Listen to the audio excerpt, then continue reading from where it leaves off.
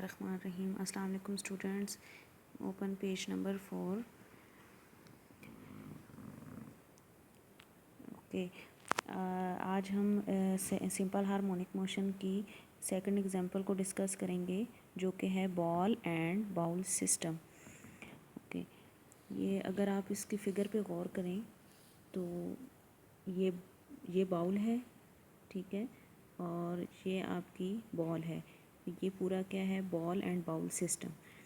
इस जगह हमने एक बाउल में मिड में ये बॉल पड़ी हुई है, ठीक है, और जिस जगह ये बॉल स्टिल है मिड में, तो हम इस जगह ये कहते हैं कि यहाँ पे जो फोर्सेस एक्ट कर रही हैं वो एक normal reaction or upward force और एक वेट डाउनवर्ड फोर्स। अब ये दोनों फोर्सेस एक दूसरे को कैंसल आउट कर रही हैं, तो इसका मतलब ये हुआ कि इस जगह पे क्या होगा, फोर्स ज़ीरो होगी, ठीक है। वैसे भी ये बॉल जब कोई डिस्प्लेसमेंट कवर नहीं कर रही, तो इसका मतलब ये है कि यहाँ पे ये फोर्स ज़ीरो है, ठीक है। जो ही हम इसको ए पोजीशन पे लेके जाएंगे बॉल को, और फिर इस जगह पे अब बॉल ने ऑब्वियसली दोबारा अपनी मीन पोजीशन की तरफ आना है, ठीक है, इस वे में आना है। तो अब इस जगह भी दोबारा फ़िज़िक्स के हिसाब से हम कहते हैं कि इस जगह कोई रीस्टोरिंग फोर्स एक्ट कर रही होगी, जो कि इसको मीन पोजीशन की तरफ लाएगी, ठीक है। अब वो जो फर्स्ट एग्जांपल थी उसमें तो स्प्रिंग रीस्टोरिंग फोर्स एक्ट कर रहा था, लेकिन इस जगह क्या हो रहा है, इस जगह वेट जो है वो as a restoring force act कर रहा है, ठीक है। ये बॉल, इसका सारा वेट अब इस साइड पे होगा, तो इस वजह से क्या है, ये इस तरफ दोबारा अपनी मीन पोजीशन की तरफ आएगी, ओ की तरफ, ठीक है। तो अब जब ये ए से ओ की तरफ वापस आ गई, तो अब इस जगह हमने स्प्रिंग वाले सिस्टम में भी डिस्कस किया था फर्स्ट एग्जांपल में कि इस जगह जब मीन पोजीशन पे चीज़ आ जाती है, मैस कोई ना कोई आ जाता है, तो उस जगह वो अपनी मैक्सिमम स्पीड अटेन कर लेता है, ठीक है, और इनर्शिया की वजह से वो यहाँ पे इस जगह रुकता नहीं है, ठीक है।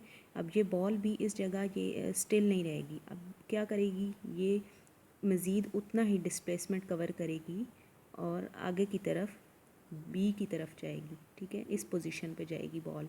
अब जब इस पोजीशन पे जाएगी तो इस जगह आके क्या हो जाएगा, इस जगह आके इसकी स्पीड क्या हो जाएगी, इस जगह इसकी स्पीड मिनिमाइज़ हो जाएगी। हम कह सकते हैं कि इसकी स्पीड ज़ीरो हो जाएगी, ठीक है।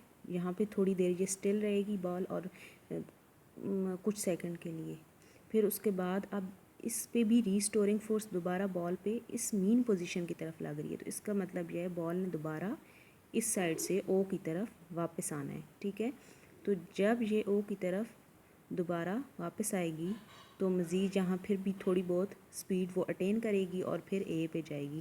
तो इसी तरह ओ से ए की तरफ, ए से फिर ओ की तरफ, और ओ से फिर बी की तरफ। तो ये सारी जो हम कह सकते हैं, ये मोशन क्या कहलाती है, टू एंड फ्रो मोशन, और इसको हम कहते हैं, इस मोशन को हम क्या कहेंगे, सिंपल हार्मोनिक मोशन, ठीक है। तो अगर आप लोग इसके टॉपिक पे गौर करें तो यहाँ पे क्लियर ये मेन पॉइंट्स हैं, इनको आप लोग आप लोग अगर यहाँ पे टॉपिक पे देखें तो ये इम्पोर्टेंट पॉइंट्स अंडरलाइन हुए हुए हैं, तो आप भी इनको अंडरलाइन कर लें, और ये वही चीज़ है जो मैंने अभी आपको क्लियर कर दी है, ठीक है। तो ये अगर आप लोग रीड आउट करेंगे तो जो मैंने आपको फिगर में चीज़ बताई है, पूरा प्रोसीजर, ये वो ही यहाँ पे लिखा हुआ है, ठीक है। तो हम ये कह सकते हैं कि this is to and fro motion of the ball continues about the mean position O till all its energy is lost due to friction. इसका मतलब क्या है कि ये जो टू एंड फ्रो मोशन है ये तब तक चलती रहेगी, कंटिन्यू रहेगी, जब तक कि तमाम एनर्जी फ्रिक्शन की सूरत में लॉस ना हो जाए।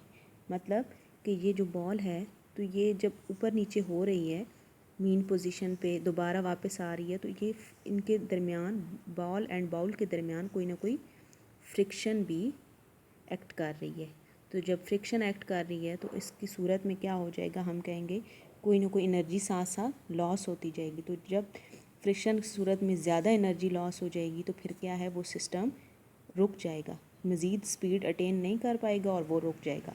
तो उस सूरत में हम कहेंगे कि सिस्टम जो है डिसकंटिन्यू हो गया। लेकिन इस सारी मोशन को जब तक ये कंटिन्यू रहेगा, इस मोशन को हम क्या कहेंगे? Simple harmonic motion.